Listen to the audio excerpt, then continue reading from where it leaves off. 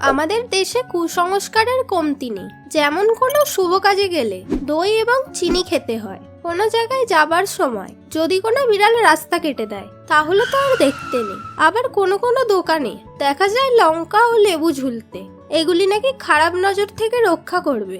সত্যিই কি তাই, নাকি সবই কুসংস্কার? চলুন তাহলে দেখে নিই এর পিছনে থাকা লজিকগুলি কি। নাম্বার 1, কিছু লোক বিশ্বাস করে যে যদি কোনো বিড়াল রাস্তা কেটে দেয় তারপর সেই জায়গা দিয়ে গেলে কোনো বড় বিপদ হতে পারে। এটি ভুল।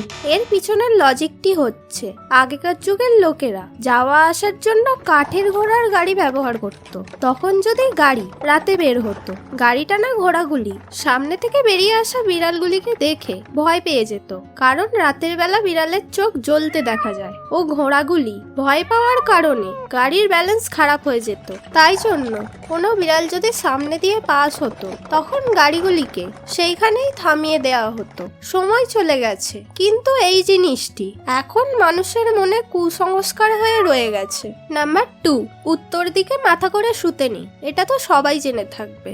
এর পিছনে থাকা লজিকটি হচ্ছে আমাদের শরীরের চারিদিকে সর্বদা একটি ম্যাগনেটিক ফিল্ড তৈরি হয়ে থাকে, আর পৃথিবীর চারদিকেও একটি ম্যাগনেটিক ফিল্ড আছে।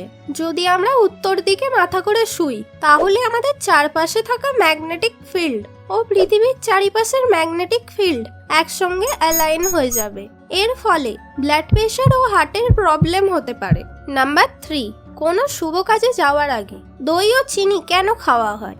এর পিছনে থাকা কারণটি হলো দই আমাদের পেটকে ঠান্ডা রাখে, যার জন্য পেটে কোনো গড়বড় হওয়া থেকে দই আমাদের পেটকে রক্ষা করে, যাতে কাজের সময় শরীরে কোনো ডিসকমফর্ট ফিল না আসে। আর চিনি খেলে আমাদের শরীর প্রচুর ক্যালোরি পেয়ে যায়, যার জন্য কাজটি খুব সহজে সম্পূর্ণ হয়। নাম্বার 4, দোকানে লঙ্কা লেবু ঝুলিয়ে রাখলে নাকি দোকানে কারোর নজর পড়ে না। এটি ভুল।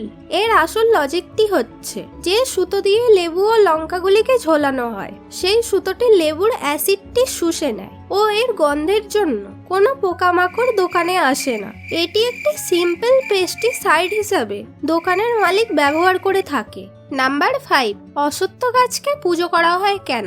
এর কারণ হলো যে কোনো গাছ সকালে কার্বন ডাই অক্সাইড গ্রহণ করে আমাদের অক্সিজেন দেয়, কিন্তু তারা রাতে অক্সিজেন গ্রহণ করে ও কার্বন ডাই অক্সাইড ছাড়ে বাতাসে। কিন্তু অশ্বত্থ গাছ এমনই একটি গাছ যা সকাল ও রাতে আমাদের সর্বদা অক্সিজেন দিয়ে যায়। ও অশ্বত্থ গাছের পাতা আয়ুর্বেদিক ওষুধ তৈরি করতে ব্যবহার করা হয়, তাই এটিকে গড ট্রি বলা হয়।